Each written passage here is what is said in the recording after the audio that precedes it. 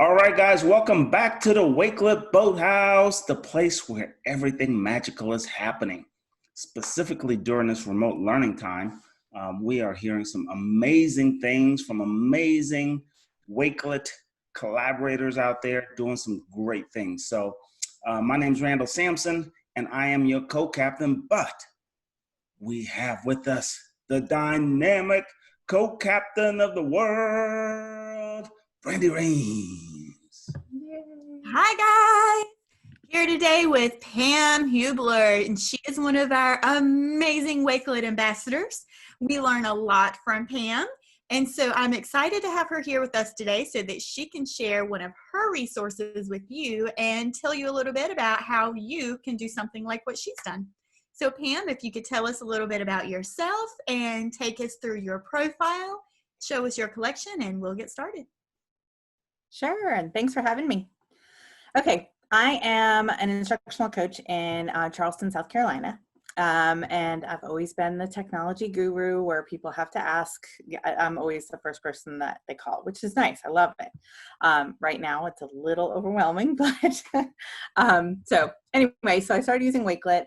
Mainly what I started using it for was for our Twitter chats, for archiving Twitter chats, but then also I started using you've seen like Learning in the Loo and Potty PD. So I started using it for Potty PD, where I made a visual that would go in all the restrooms in the school, just to give teachers something to look at, just like you do when you're in a restaurant and you see all the announcements for events coming up.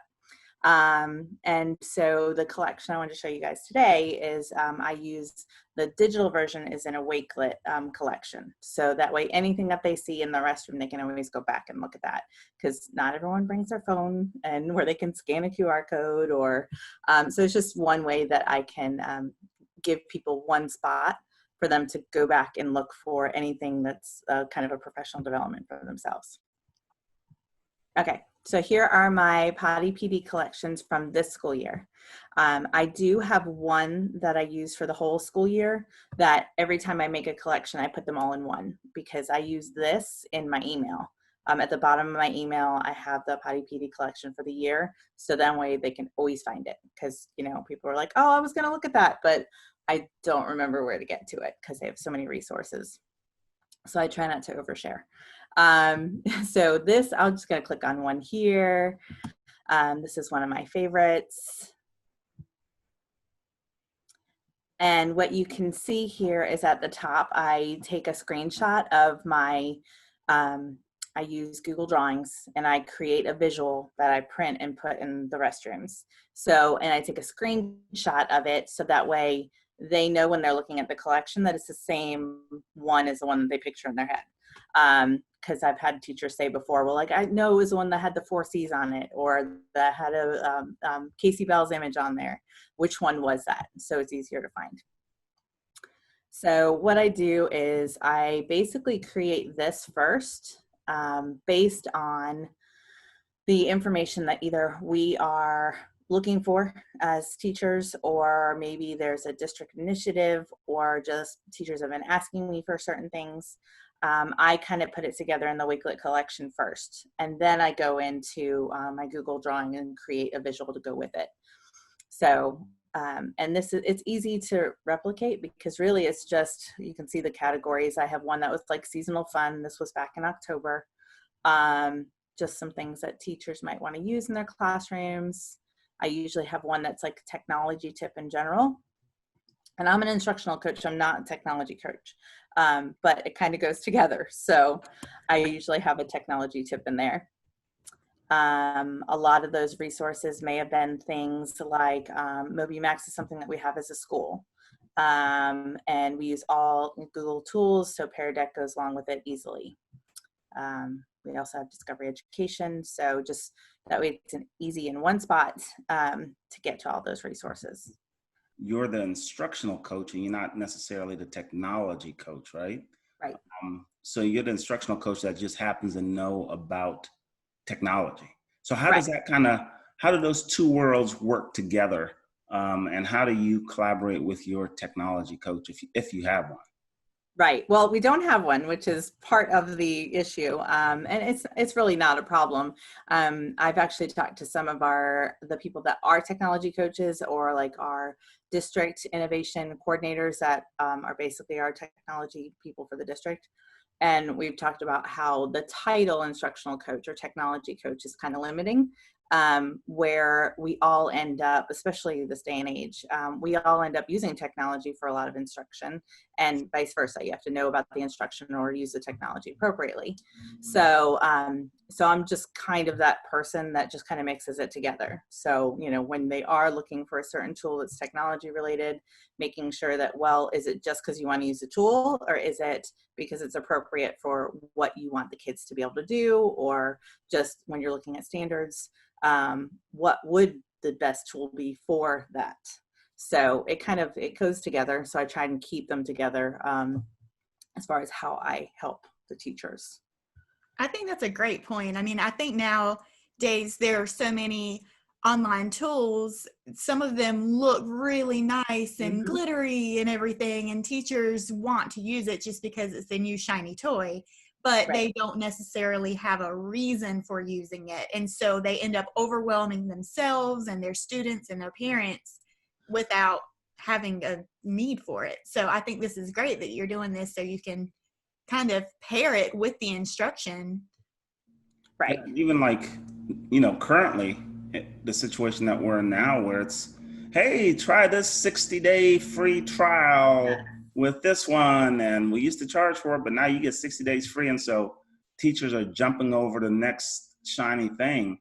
And it looks like you have like a collection of things that you guys do really, really well and that people want to try, have been trying. Yeah. And I think it's really important right now, especially being that our kids aren't with us, we can't kind of gauge how they're feeling without hoping that they're being honest when we ask them those questions. So, you know, we have to make sure not to overwhelm them with so many tools or so many different places to go to just to get their work done. So, I mean, right now, Potty PD, looks a little different. I more send out things specifically for what teachers need. So, and I'm not doing a visual because I'm not like, there's no captive audience. They're all at home. So, so it looks a little different right now, but so this is basically how it ends up working for, I try to cover different subject areas too. And we're a K-8 school, which is unusual. So I can't be too primary. I can't be too secondary. I have to make sure that I kind of have things that cover everybody in some way, shape, or form. So I usually have reading or math or something specific. And then I also ask for feedback. And it also kind of gets people to look at this too. Ask for feedback, and I also do giveaways. So, and it's usually like just one, you know, if you fill it out, give me some feedback. And as far as what was useful, and then even what would you like to see more of? So it kind of helps guide the next time I do it, what information I'll add. Yeah, and I was going to ask you, how do you get the feedback from staff when you're setting this up? Because it all looks very customized, and it looks all very localized for your needs, right? And so what are some of the feedback items that you get from teachers? I mean, what has been like, you know, some things that kind of gave you an eyebrow raise, like, I never thought about that, or wow, I knew you guys would love this. And so, you know, what are some of those items? Usually the feedback, and in order for the feedback, as far as if they want to win something, they have to tell me who they are. So I do leave it where anybody can fill it out. You don't have to put your name in it because I don't want people to feel like they're not going to give me feedback because I know who it is. So I just have them put their name if they want to. Like if they want to have a giveaway, then they have to give me their name. But Starbucks run. But I'm not going to make it. They're all closed. I'm not going to make it required. So basically the main feedback is usually, you know, like, thank you so much for the resources. Occasionally you get like, I want more virtual, which now, and that was before, So now the virtual option is really important, just to have some where they can look on their own at another time, like where it's a video or just anything that I can create that would make it easier for them to start a new tool. Some people are like, hey, I just want you to come in my room. So this has helped me just as a coach to know which people actually do want me to go in their rooms, because obviously it's not just for technology. So it kind of gives them another place to ask for specific things. Or, you know, the ones that say that they didn't find anything useful, I ask them, like, let me know, what are you looking for? I mean, so it might be, well, I don't see anything that's middle school specific, or my subject area because it's social studies, or like our special area teachers, you know, as far as, okay, I don't put art in there that much. Or so it just kind of, then I also know who's reading it, because I want to make sure that it's useful for as many people as I can. But being in a K-8 school, you know, it's a little harder to kind of cover all the bases. So for those instructional coaches out there, what are some helpful tips that you would give them as they're exploring Wakelet for the first time, or some expert tips for those who have been in Wakelet now due to the remote learning, so they're really into it?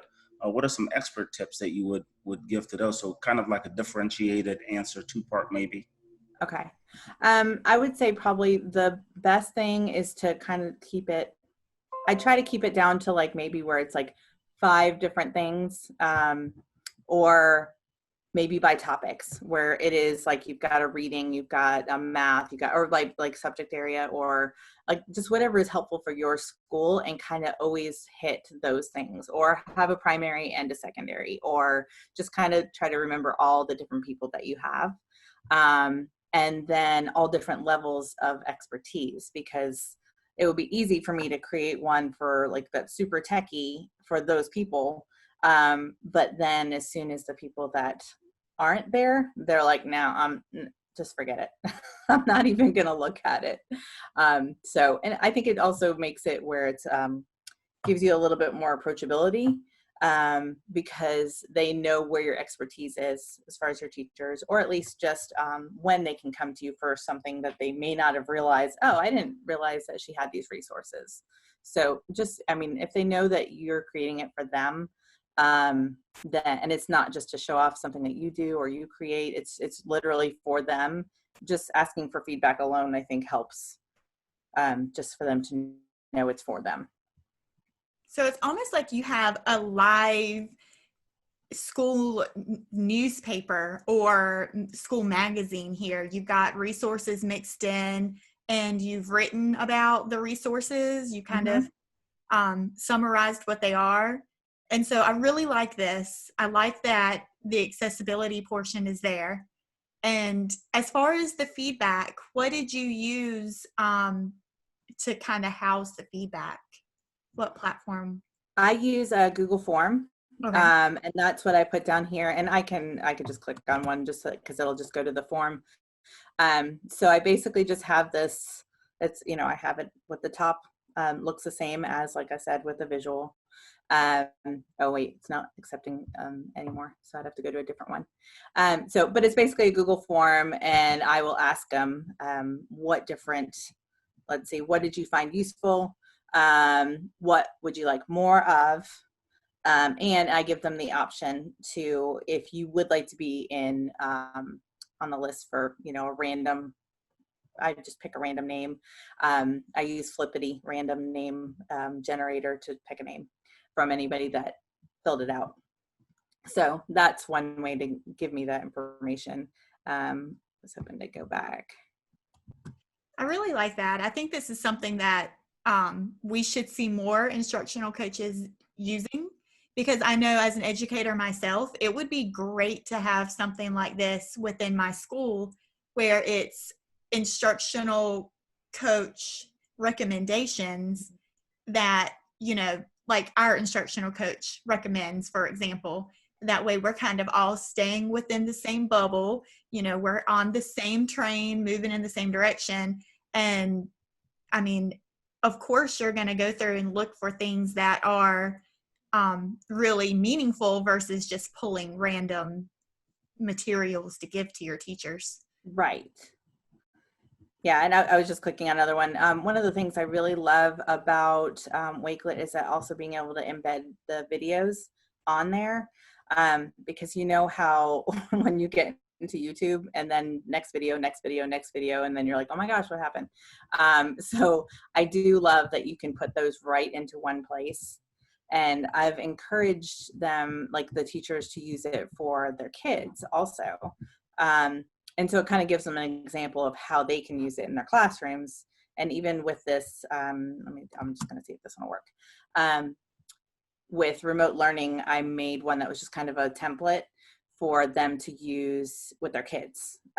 Just so that way it's like day 1, day 2, day 3. So that way it has some accessibility. You can put YouTube videos in there if you create your own. Just kind of gives them, you know, a kind of a platform. I just say it's like a lesson plan format, you know, where Right. it's just day 1 and then go day 2, instead of giving them all individual checklists or it's more of a linear kind of a version of it. So it gives them other ideas. And here is one of the feedback forms. So I just, you know, thanks for taking the time, and then they can, let's see. I give them a couple options, like I found the resources helpful, or I didn't find anything that pertains to me. And I wrote it that way so that way people would be more likely to answer it, because that's not against me. That's just, it didn't pertain to me. What would you like to see more of? I do ask for a Twitter handle, because I'm hoping the more I ask, the more people that will actually create one. I like that. Keep trying. And then adding your name if you want to be a part of the giveaway. So, but it's not required. So those are the questions that if I ask for on my feedback, and it's quick. I want to make it quick because otherwise I'm not going to fill it out. Right. I love this. This is absolutely amazing. Absolutely amazing. Well, guys, that wraps up our session for today. But as you guys can see, we have a pro that can differentiate all the way down to the beginner level and all the way to the advanced level. That's why Pam is an elite instructional coach. And with that said, Brandi, do you have anything else to say as we close up shop? I just hope that other instructional coaches will hop on this train and ride the Wakelet wave with us. I know I will be sharing it out with instructional coaches that I know, because I think that this is wonderful. Thank you for being here with us, Pam. Of course. And this is also, I did a podcast with Casey Bell on using potty PD with Wakelet. So I have a post that goes along with it that kind of spells out how to use Google Drawings, kind of gives more details about the whole process. So I can always share that with you guys. That is awesome. Well, thanks, guys. Continue to ride the Wakelet wave and come out to the Boathouse, and we'll have some more amazing guests. Bye. See you soon.